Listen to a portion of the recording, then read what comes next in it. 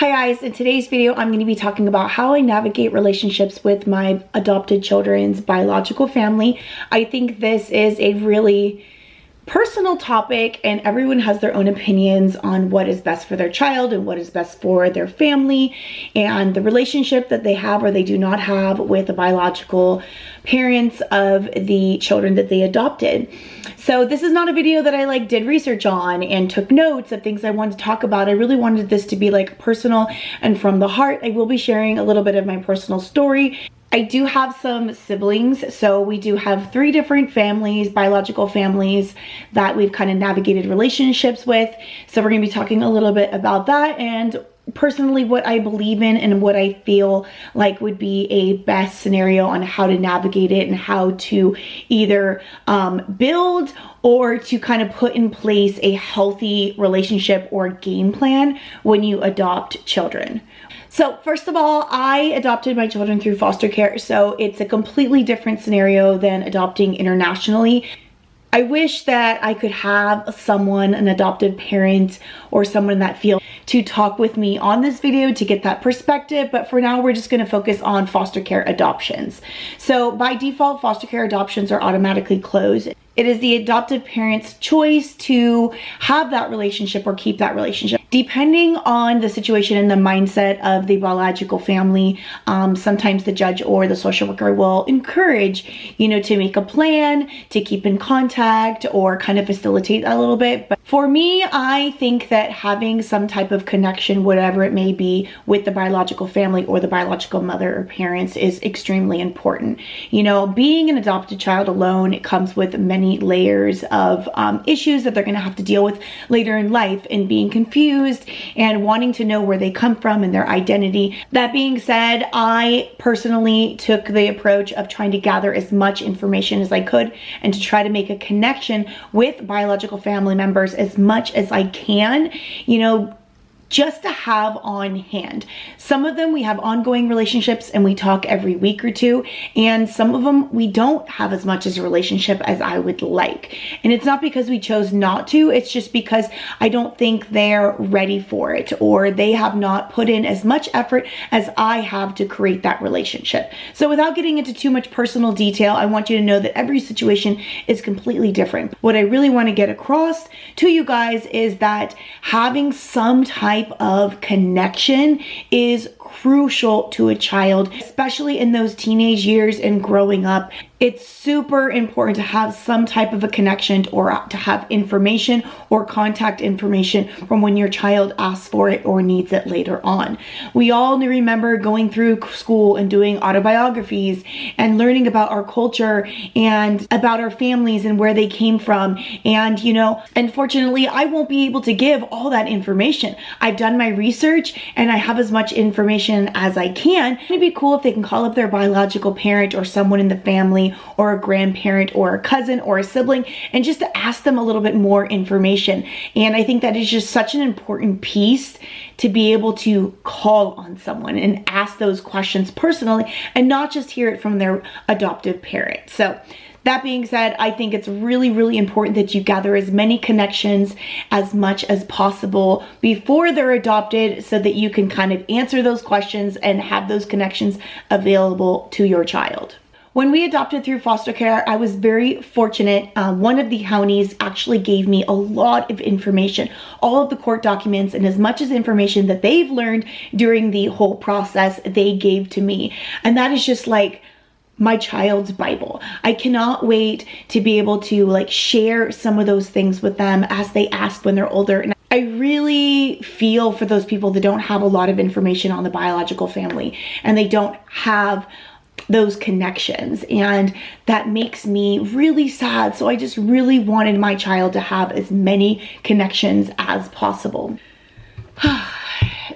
Having as much information as possible and keeping those connections is so crucial to a child's well-being as they grow up and they just kind of learn about themselves, and as they grow into their teenage years and learn about where they came from and their identity, especially in a multicultural adoption wherein you adopt transracially. It's really important to have those missing pieces because they're going to want to know where they came from. They're going to want to know their identity, and having that information and those missing pieces for them is really going to make a difference. Quick break. Okay, I'm gonna have a quick snack before I go into my next topic of how we can make those connections and build that relationship, and I'll use some of my own personal experiences. But by the way, I'm eating a Built bar. Yeah, I'm gonna have a quick protein bar first. You guys have seen me eat these all the time. These are Built bars. They are protein bars that taste absolutely amazing, like a candy bar. This is the cookies and cream. This one tastes exactly like an Almond Joy, loaded with protein. This one in particular has 17 grams of protein and only 130 calories. If you guys need a little protein in your diet, go ahead and click the link below if you want to check out Built bars. Give me a minute. I'm gonna indulge. I'll be back. Okay. Ready? Anything in my teeth? Okay, good. Okay, so out of the 3 biological families we have connection with through our 5 adoptions, 2 of them we are in contact with family members. One of them, the birth mom, we talk to all the time, and we're constantly sending messages to each other and text messages and pictures, and I'm super comfortable with her. She is such a sweet person. She's very thankful. She is very thankful for us loving her child or children, and I am very thankful for her that she appreciates me and that I can always contact her if I have any questions about family members or about history and health and all that, and I just feel so thankful that I have that connection with her. She actually purchases new shoes and backpacks for them every year as her way of just kind of connecting with them. We love it and we speak highly of her, and I'm just so thankful that we have that comfortable relationship where we can just talk back and forth. It is literally the best case scenario. Another one I really tried to keep in contact, but unfortunately the biological mother did not really reciprocate. I do have her information, and I am friends with some of the siblings. There's some older siblings on Facebook, and I have made a connection with a couple of the parents, adopted parents of some of the siblings as well. So I feel confident that I'm able to reach out if I need something from them through Facebook, but unfortunately I don't have a connection with the mother. I hope that one day there will be a connection, but I think as long as I remain open and let them know, touch bases with them every year or so, like, hey, how's it going? I'm here. I'm hoping that one day it'll be reciprocated, but I am very thankful that I have connections with the older siblings. That's the best I can do for right now, but I am thankful that I do have a connection with the family members, and it's not just like an the dark situation where there is no connection at all. Now with the 3rd family, I have a connection with the grandmother. With the mom, I'm comfortable with her. If I were to see her in like Target or something, I would go up to her and say, hey, how's it going? But there's not a really strong relationship there, but we're comfortable and we're cordial, and she is actually one of the ones that told the judge when we were getting close to the end that she wanted my husband and I to adopt. I will forever respect her and be thankful for her for giving us the opportunity and realizing that she couldn't handle it and being responsible and actually speaking up and saying that. And it has nothing to do with like her keep getting them back or us adopting. It has nothing to do with that. I just really respect her that she realized that she wasn't going to be able to handle it, and she saw the connection that we had with the kids, and she asked the judge if we could adopt. So I will forever respect her and be like grateful that she took it upon herself, realized that, and to make that decision. I think it really says a lot about her character that she was able to, you know, do that. So she actually approved of our adoption. And that's the thing with foster care adoptions, these children are removed, and a lot of the times it's a really sour situation. They don't want their child to be adopted. So for her to say like, hey, I can't handle this, I want them to adopt, really set a healthy tone, a mutual agreement tone for our relationship. And I think that's why I'm just so and I would be comfortable with her seeing the kids if she chose to do so, because she set that tone and she agreed with our adoption.